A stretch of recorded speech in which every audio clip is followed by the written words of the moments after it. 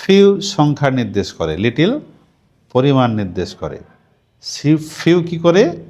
সংখ্যাকে নির্দেশ করে, মানে ফিউয়ের পরে নাম্বার সংখ্যা বসবে, আর লিটিলের পরে কোয়ান্টিটি পরিমাণ বসবে, রাইট? তো সেটা আমরা এখন শিখব। সো ফার্স্টে আমরা লিটিল শিখব। লিটিল, লিটিল হচ্ছে অল্প পরিমাণ।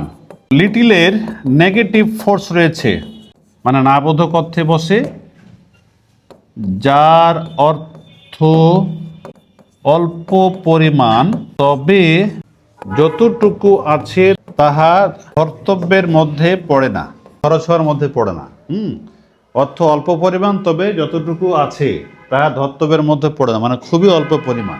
যেমন হি হ্যাজ লিটিল, আমরা লিখতে পারবো লিটিল মানে হচ্ছে অলমোস্ট নো, অলমোস্ট নো মানে প্রায় না।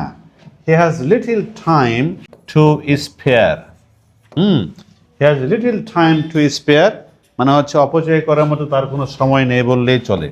তাহলে এটা কি? নেই বললেই চলে।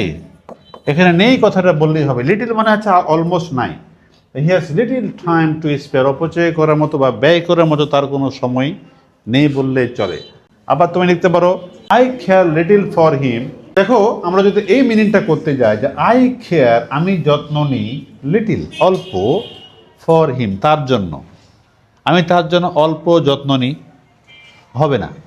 আমি তার জন্য যত্ন নিই না বললেই চলে। লিটিলে অল্প পরিমাণ যত্ন নিয়ে কথা বলা যাবে না, যত্ন নিই না বললেই চলে।